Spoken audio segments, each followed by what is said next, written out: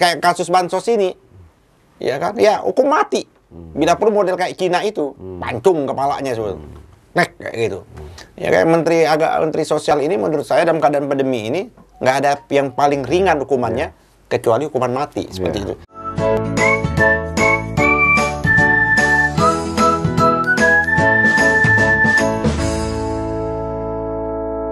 Assalamualaikum warahmatullahi wabarakatuh. Bertemu kembali dengan saya Ahmad Sofyan dalam acara Bincang Hukum.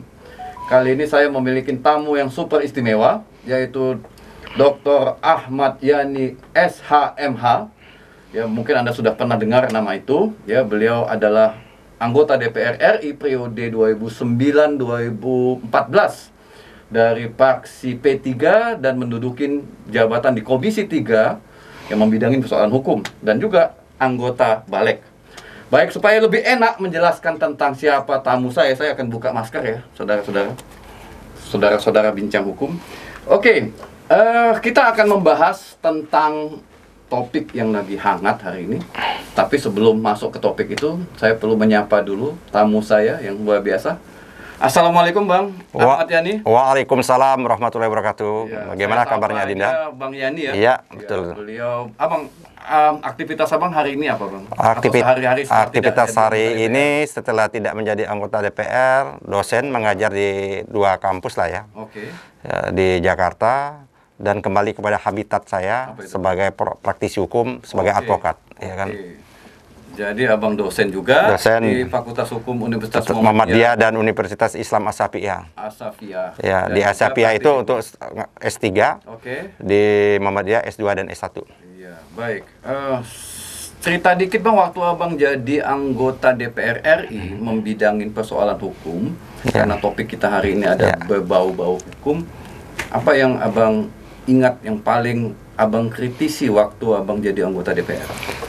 Tentunya pertama kali kita menjadi anggota DPR itu kan ada rapat fraksi, dan di P3 pada waktu itu sangat demokratis ya.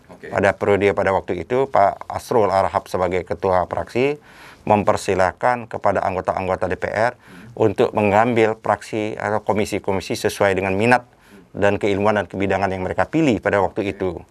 Nah, saya pada waktu itu memang sengaja mengambil ya kan Komisi 3 karena saya berlatar belakang hukum dan saya juga praktisi hukum, juga dosen hukum seperti itu.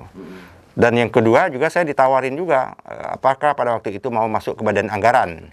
Badan Anggaran ini adalah sebuah badan yang direbuti, yang diminati. Karena banyak uangnya? Banyak uangnya. Banyak uang, banyak mendapatkan hasil seperti itu. Basah lah. Itu namanya komisi mata air. Badan alat kelengkapan yang mata air. Abang sempat nudukin jabatan. Tidak, saya tidak mau saya. Kenapa saya tidak mau? Karena saya ini tidak passion saya di sana itu.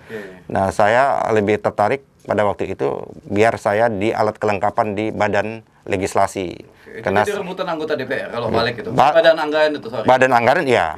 Kalau Balik kan orang kadang-kadang tidak tertarik karena itu kan pergulatan ilmu, keseriusan, membaca buku, merumuskan peraturan perundangan seperti itu. Jadi saya kena kita prokes ya. Udah lebih jarak ini kita buka dulu. Ini supaya lebih menarik. Supaya kita nggak melanggar juga ya kan, nggak melanggar kesehatan gitu. Jadi studio channel saya ini adalah channel yang sangat demokratis ya. Walaupun kita tetap menghormatin protokol kesehatan, saya sebelum datang kemari harus tes dulu sehat atau tidak. Jadi supaya tamu saya itu tetap sehat. Baik, Sobat Bincang Hukum, hari ini kita akan membahas topik tentang korupsi. Mungkin juga bosan ya membahas korupsi, kok korupsi di negeri ini tidak tuntas-tuntas ya. Bahkan ini laporan yang mengejutkan beberapa hari ini, indeks korupsi kita, indeks persepsi korupsi kita yang diterbitkan oleh Transparency International Indonesia itu malah anjlok sejak pemerintahan sekarang dari 40 ke 37. Itu artinya apa? Penanganan korupsi pada periode ini adalah penanganan korupsi yang paling buruk. Bagaimana pandangan Abang tentang persepsi indeks korupsi dan kenapa anjlok? Jadi memang tidak perlu kita herankan, ya kan? seharusnya anjlok ke angka 37 itu masih agak mendingan. Oh ya? Iya, mungkin kalau kita mau ukur serius, ya kan, dengan data-data yang cukup serius, mungkin jangan-jangan turun lagi, ya kan, pada angka-angka yang lebih mengerikan kan. Bahkan kan kita di kawasan ASEAN ini jauh lebih jelek daripada negara baru yang dulu bagian dari Indonesia, yaitu Timur Leste. Untung itu Timor Leste itu katanya memisahkan diri kan, jadi saya ada indeks korupsinya. Jadi di Timor Leste lebih bagus. Lebih bagus, ya, lebih Bang, bagus. ini kan pemirsa atau peminat bincang hukum ini beragam ya latar belakangnya. Abang bisa cerita dulu apa sih maksud dari persepsi indeks korupsi itu sehingga kita dikatakan sekarang buruk gitu? Ini kan pertama itu kan indeks persepsi itu kan berangkat dari survei, ya kan, berangkat dari survei dan lebih banyak sebenarnya kalau indeks persepsi korupsi ini saya pada awal pun saya tidak begitu setuju sebenarnya. Ini lebih banyak ditekankan pada bentuk pelayanan publik. Pelayanan publik. Padahal korupsi itu tidak hanya persoalan pelayanan publik, seperti kan. Korupsi itu ada lagi menyangkut hal-hal yang luar biasa. Menyangkut bahwa kita ini kaya banget sumber daya alam kita. Kan ada masalah korupsi di situ disebut dengan zamannya KPK periodenya Bambang menyebut grand korupsi. Kalau saya sering mengatakan regulation corruption. Ada juga yang menyatakan pollution corruption seperti itu. Yang itu jauh lebih dahsyat sesungguhnya daripada urusan-urusan pelayanan publik seperti itu. Tapi memang kalau pelayanan publik kita sangat jelek sekali. Pelayanan publik kita dan ini karena menyangkut mentalitas birokrasi.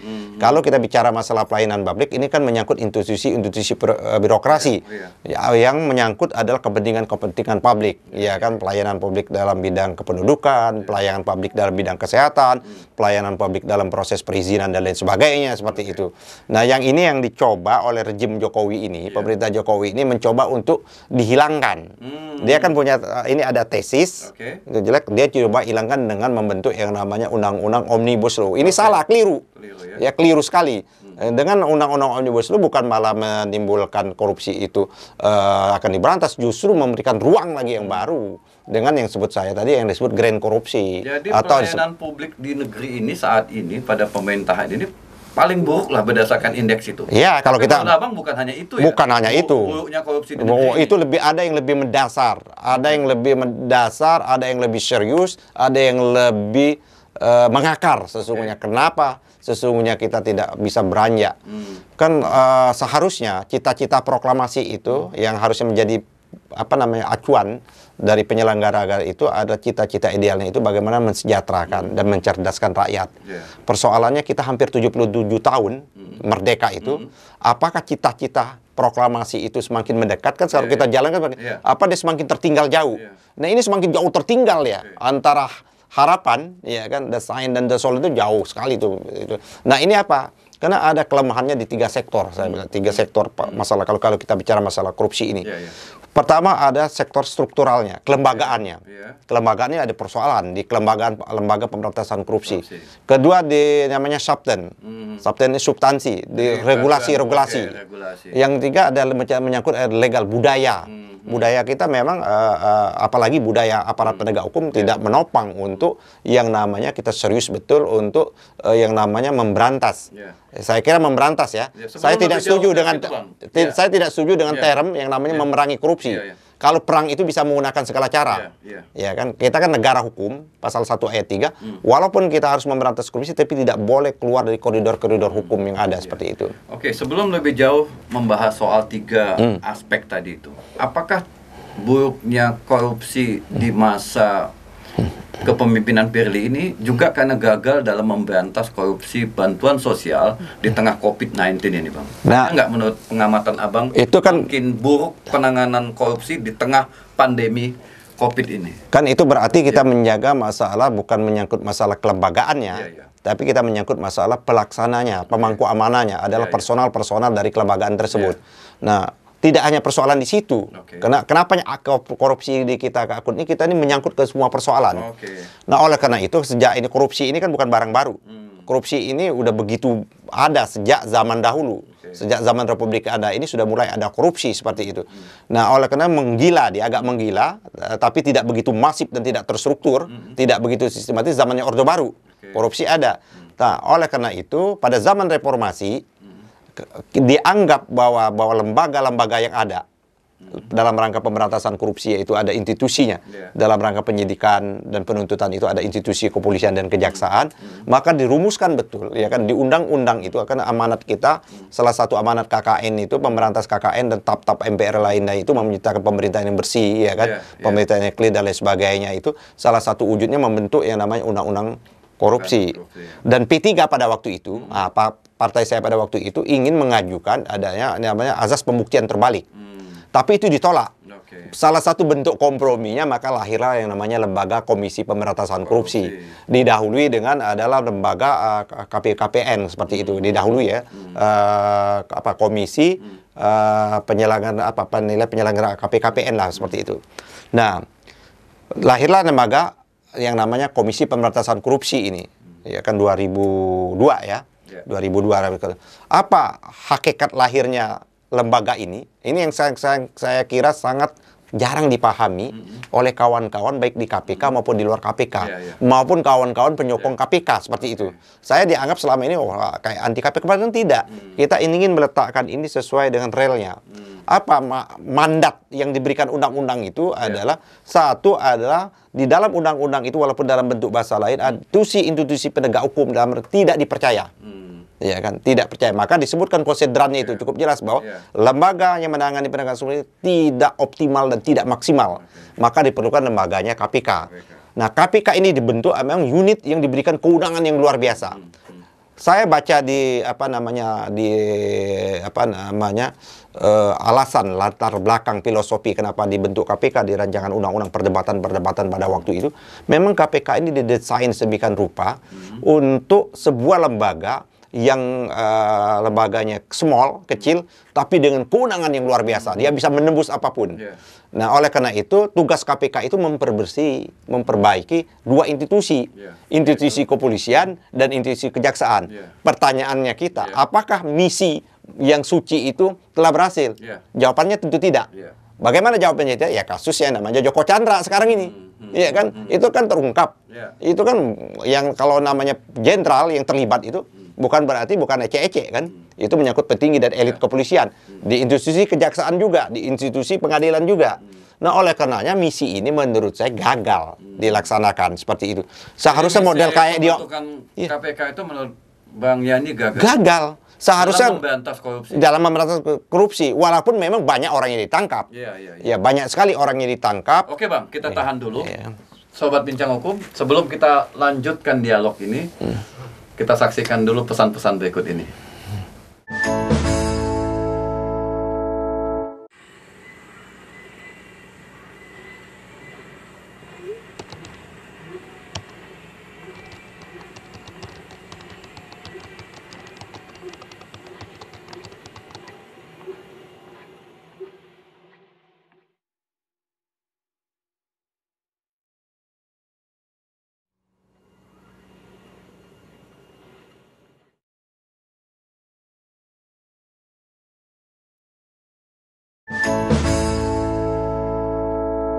Sahabat Bincang Hukum, bertemu kembali dengan saya Ahmad Sofyan dan dengan tamu super saya yaitu Bang Yani.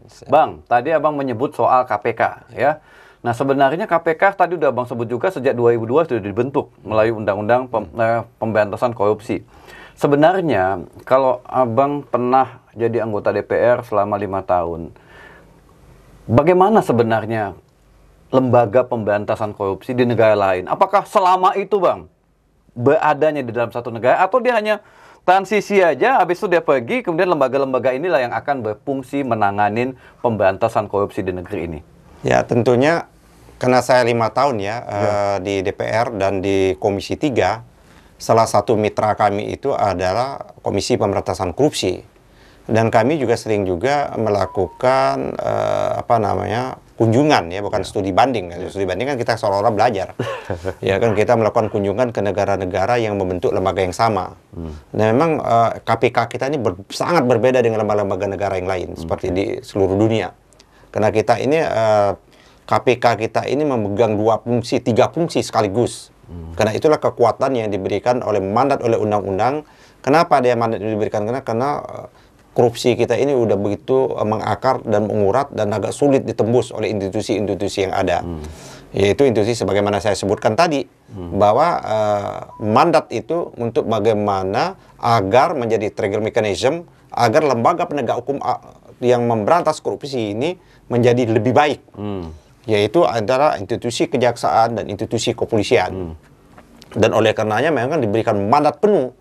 Nah, karenanya undang-undang KPK itu tidak hanya memberikan mandat sepenuh itu, dia memberikan supervisi, ya kan? Ada juga supervisi, ada koordinasi, dan dia bisa KPK ini men-take over perkara-perkara yang dipegangi atau ditangani oleh baik KPK maupun kepolisian. Sebaliknya, setiap institusi kepolisian dan institusi kejaksaan memulai proses penyidikan perkara korupsi, maka wajib dia memberitahukan kepada Komisi Pemberantasan Korupsi SPDP. Nah, pada waktu saya, pada waktu saya di Komisi 3 saya tanya, itu begitu banyak laporan-laporan polisi dari polisi, institusi polisi maupun kejaksaan, apa yang dilakukan oleh Komisi Pemberantasan Korupsi, baik dalam konteks supervisi maupun dalam konteks koordinasi. Ini agak susah kan, kawan-kawan KPK akan mengalami kesusahan itu kita kejar pada waktu itu. Nah, yang kedua adalah ada dia supervisi. Dia juga ada institusi yang bahkan di undang-undang ini yang menurut saya akhirnya dibatalkan oleh Mahkamah Konstitusi menjadi satu badan. Badan tidak boleh. Dalam proses penegakan hukum harus ada check and balance. Check and balance itu antar institusi hukum yang lain, satu dengan institusi hukum lain. Agar apa? Agar dipastikan betul due proses itu berjalan dengan cukup baik. Kan boleh kita memberantas kejahatan, tapi prinsip-prinsip hukum itu harus tetap ditegakkan. Bang, bagaimana cara memperkuat institusi penegak hukum di kepolisian, di kejaksaan? Masyarakat kan udah tahu, di dua itu kan banyak koruptornya. Lalu KPK apa yang harus dilakukan untuk memberantas korupsi di dua lembaga itu? Dianggapkan dulu ada istilah memberantas itu mau nyapu, jangan pakai sapu yang kotor, seperti itu kan. Nah, oleh karena itu saya kemukakan dari sejak tadi, itulah fungsi yang harus dilakukan oleh KPK. Nah, KPK itu undang-undang KPK pertama, dia juga lembaga penyelidik, dia lembaga penyidik, dia lembaga penuntut, dan dia lembaga peradilan satu itu. Waktu itu digugat, maka tidak mungkin lembaga peradilan di dalam satu atap. Makanya itu dipisahkan. Nah, sekarang tinggal adalah penyidikan dan penuntutan. Kalau menurut saya juga tidak boleh dia satu lembaga. Bahwa lembaga penuntutan harus terpisah dia menjadi lembaga kejaksaan. Ini penyidik supaya ada yang namanya cross check ini. Nah, kelemahannya saya bilang kalau di kawan-kawan KPK mandat yang begitu besar ini, istilahnya senjata. Saya sering waktu rapat-rapat dengan kawan-kawan mitra KPK itu, ini senjata meriam jangan ditembak untuk nyamuk. Gitu. Ya kan? Senjata yang luar biasa ini harus digunakan juga hal-hal yang luar biasa. Nah, saya melihat kawan-kawan di Komisi Pemberantasan Korupsi belum menggunakan itu. Dia lebih senang adalah mendapat aplaus dan tepuk tangan dari yang namanya rakyat. Kalau dia sudah menangkap dengan melalui operasi. Jadi dengan kata lain dia belum bisa membersihkan korupsi di kejaksaan dan kepolisian. Pertanyaan saya, apakah dua institusi itu sudah betul-betul clear? Kan baru ada kasus yang terbaru.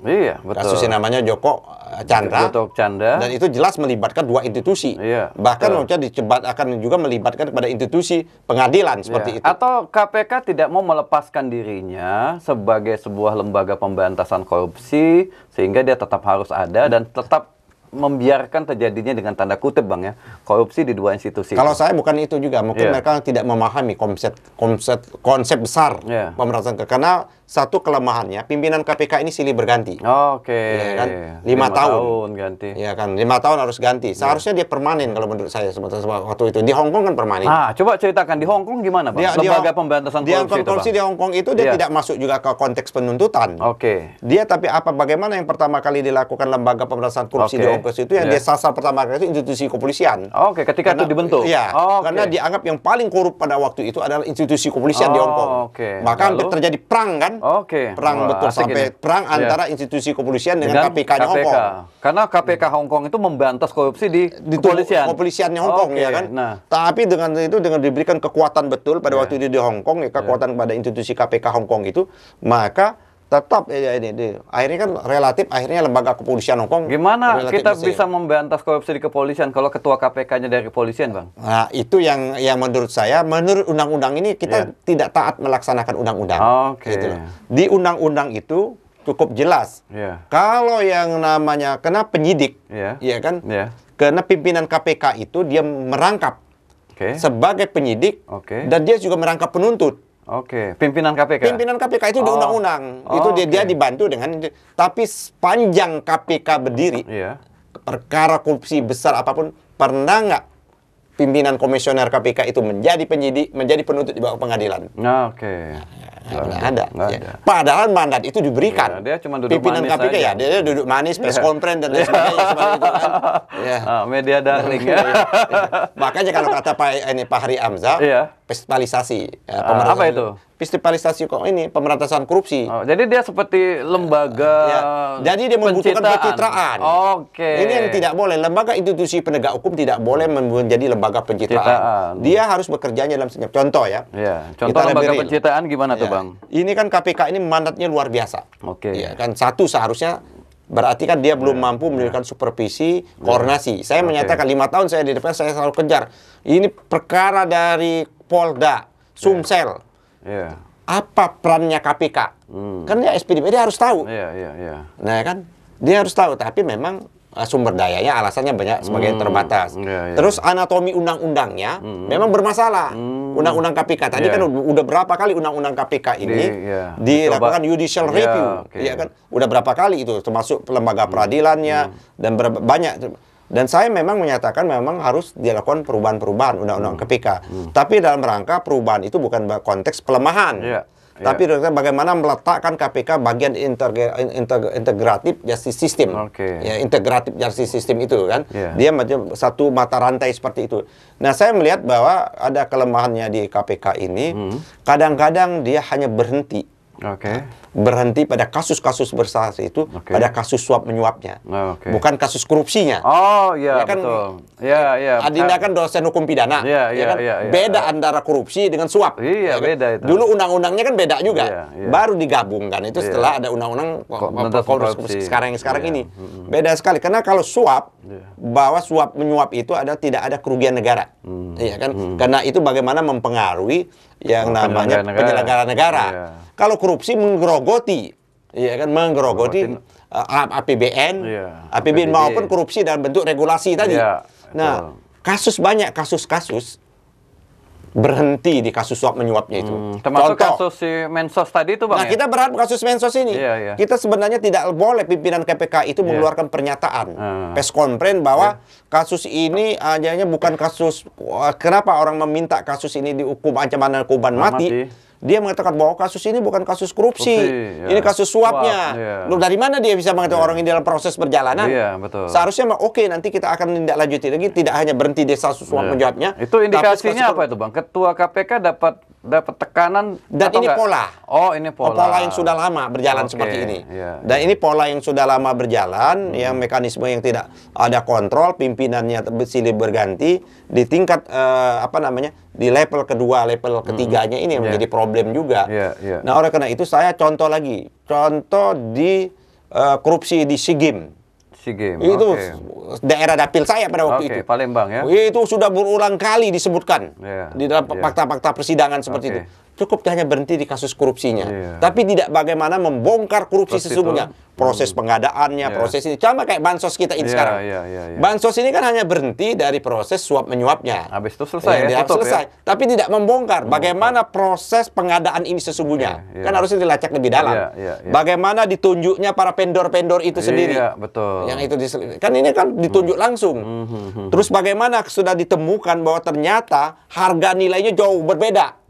Ya kan ditemukan. Jadi itu harus dibongkar si KPK ini harusnya KPK masuk ke sana. Bukan hanya suap menyuap. Nah, oleh karena itu kalau KPK masuk ke sana, maka faktor-faktor intelektual dardernya atau faktor intelektual itu maka bisa terbongkar. Kalau sekarang ini kan berhenti di pelaksananya.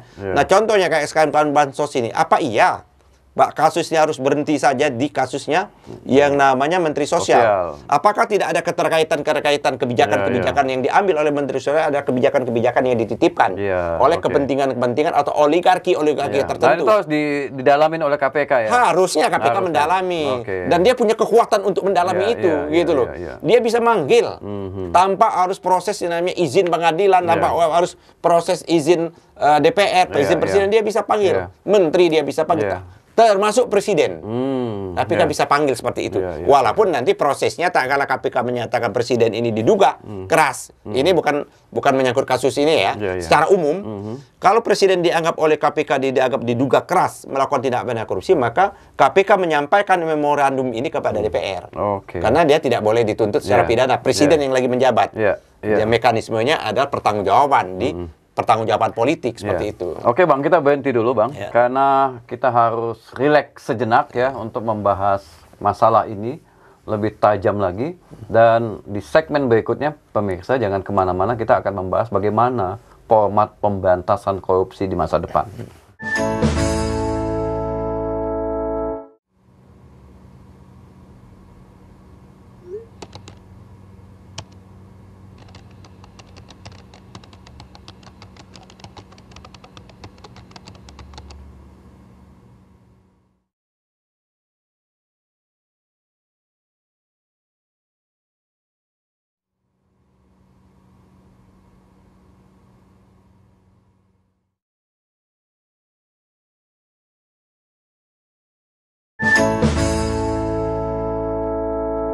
Kita masuk kepada segmen yang paling akhir ya.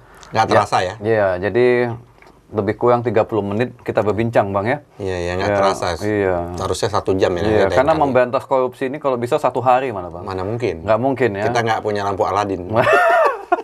Soalnya kita butuh uang untuk rakyat yang lagi kesusahan ini Bang. Iya, betul. Saya khawatir ada apa-apa nanti kalau masalah korupsi ini nggak tuntas dan masyarakat yang akan menghapus korupsi secara sosial. Baik Bang, saya masuk ke bagian akhir menurut saya paling penting di acara ini. Apa sih poin penting yang bisa Abang sampaikan kepada pemirsa, kepada sahabat Bincang Hukum, supaya mereka juga tahu ya kondisi korupsi hari ini, bagaimana KPK dan bagaimana harusnya pemberantasan korupsi itu dilakukan. Sahabat Bincang Hukum, saya kira ini adalah kunci pokok persoalan kita dalam rangka kita memberantas tindak pidana korupsi ini.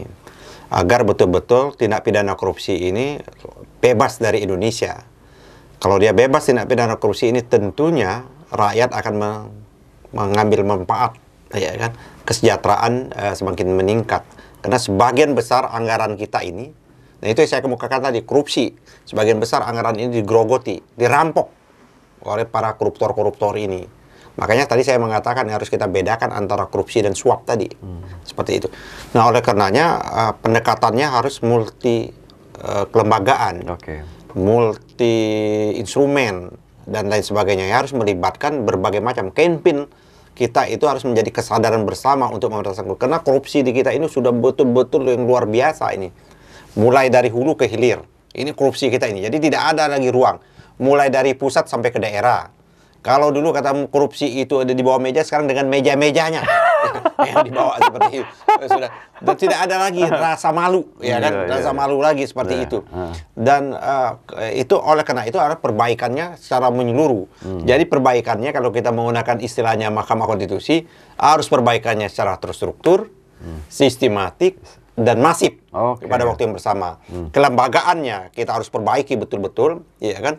Dan oleh karenanya karena kelembagaannya kita baik, birokrasi yang kita baik, dan ini berdampak sesungguhnya adalah gaji. Mau tidak mau dengan sistem sekarang penerimaan gaji kita, contoh aja gaji pegawai sekarang ini, kondisi sekarang ini kan gaji yang mereka terima itu adalah hanya untuk membiayai utang-utang yang mereka sudah ambil. Dan bagaimana mereka untuk hidup, merekanya biasa dari honor. Dari SPJ ini terjadi permainan di daerah itu. Nah sekarang dengan uang kita nggak ada, cekak ini, itu sudah nggak ada lagi. Ya SPJ sudah ada lagi, honor-honor. Bagaimana mungkin gaji pegawai itu kecil sekali, yang seharusnya ditingkatkan. Jadi salary-nya harus ditingkatkan, tapi punishment-nya juga harus ditingkatkan juga. Nah oleh karena itu menurut saya yang menjadi penting pertama. Yang kedua perbaikan kelembagaan tadi. Undang-undangnya udah cukup memadai, walaupun perlu kita perbaiki sana sini. Ya, undang-undangnya udah cukup lah, kita sudah. Nah, yang ketiga adalah budaya. Ya masyarakat juga harus memberikan sanksi sebenarnya seperti itu. Tapi kan kita sering memberikan, masyarakat itu tetap memberikan apresiasi ya kepada pelaku-pelaku korupsi dan pelaku korupsi juga tidak ada malu-malu. Jadi menurut saya memang yang ketiga yang tidak kalah penting. Nah ini yang menurut saya yang sekarang digencar. pemahaman nilai-nilai agama itu harus disuntikkan betul kepada pelaksana, aktor, pemangku amanah itu. Kenapa? Kalau nilai-nilai amanah, nilai agama itu menjadi faktor dominan, maka orang tidak mau. Dia untung tidak ada, tapi ada pertanggungjawaban tidak hanya di dunia, tapi sayangnya pendekatan agama ini selalu ditentang kayak gitu. Seolah-olah dianggap radikal. Padahal penting sekali pendekatan video nilai-nilai agama ini, karena tidak ada ajaran agama yang mentolerir korupsi. Nggak ada seperti itu. Nah, budaya kita sebenarnya, budaya kita ini bukan budaya maling, budaya kita. Nah, cuman oleh karena itu menurut saya faktor, ya kan, faktor agama ini harus menjadi determinan yang penting. Nah, yang kedua, sanksi hukumannya harus keras terhadap penyelus kayak kasus bansos ini, ya kan, ya hukum mati. Bila perlu model kayak Cina itu, pancung kepalanya nek kayak gitu. Ya kayak Menteri Sosial ini menurut saya dalam keadaan pandemi ini nggak ada yang paling ringan hukumannya kecuali hukuman mati seperti itu. Jadi ya itu membawa efek jerah seperti itu. Di samping memperbaiki sistem yang lainnya seperti itu. Dan yang lebih penting lagi apa? Memperbaiki sistem politik kita. Itu jauh lebih penting lagi. Kenapa korupsi ini juga berawal dari sistem politik kita? Bagaimana mungkin pilkada itu tidak, akhirnya kepala daerah tidak memproduksi korupsi? Kalau dia ingin mengejar menjadi kepala daerah itu, dia sudah mengkos politiknya mahar politiknya begitu tinggi. Di daerah sumber daya alamnya tinggi, ini betul-betul berdasarkan bukan hanya survei ya, fakta kenyataan. Kalimantan Selatan, ya kan, terus Lampung, Sumatera Selatan, yang daerah-daerah aset sumber daya alam ini pasti biayanya tinggi sekali. Dan situ bermain baik oligarki lokal maupun oligarki nasional, bahkan jangan-jangan ada oligarki luar. Saya kira itulah sahabat bincang hukum kita. Tugas kita ini masih berat. Nah, model-model kayak ini, sosialisasi dan edukasi ini memang harus kita perbanyak. Dan kepada sahabat-sahabat, ya kan, kepada dosen, kan beliau ini juga dosen, bahwa sosialisasi ini menjadi penting. Nah, oleh karena itu menurut saya gerakan, ya kan, pemberantasan korupsi bukan perang. Kalau saya selalu tidak menggunakan tema perang, karena tema perang ini bisa menghalalkan segala cara. Jadi memberantas korupsi juga tetap juga dengan aturan-aturan hukum yang ada seperti itu. Kita berharap bahwa paling tidak dengan dialog kita nih, sahabat bincang hukum, memberikan kesadaran baru, ya kan, memberikan pemahaman baru, ya, kepada yang mendengar. Mudah-mudahan, ya kan, lambat laun korupsi di Indonesia ini menjadi hilang, dan itu harapan kita bersama. Terima kasih Bang Yani. Sahabat bincang hukum, ya, saya pikir ini akhir bincang-bincang saya dengan tamu saya, Bang Ahmad Yani. Temanya korupsi. Temanya tadi adalah pemberantasan korupsi antara fakta dan harapan, ya. Jadi harapan kita ingin memberantas korupsi di negeri ini, tapi faktanya tadi sudah disampaikan dengan gamblang, dengan cerdas oleh Bang Yani.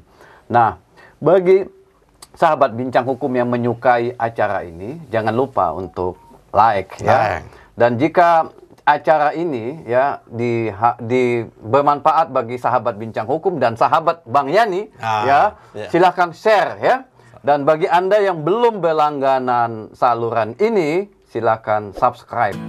Ya, demikian, dan sampai bertemu kembali pada sesi bincang hukum yang akan datang. Salam sehat Bang Yani. Ya. Oke.